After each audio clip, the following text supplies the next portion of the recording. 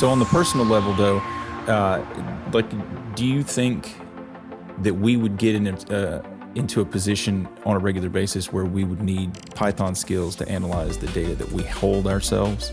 Yeah, definitely not. Yeah. I think you'll have the tools are getting so much better and so much more intuitive, and drag and drop is becoming so much easier to do. So drag and drop just means that it's a graphical user interface that allows me to connect things together or to do the work that I normally do in data.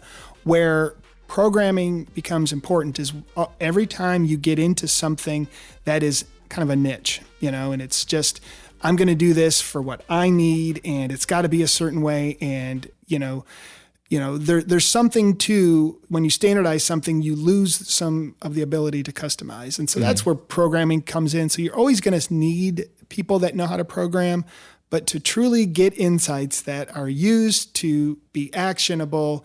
Do I need to become a Python programmer?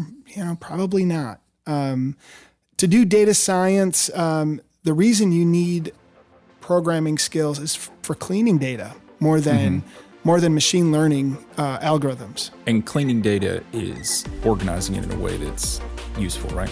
Organizing it, and we like to say scrubbing it, because you'll have data that just,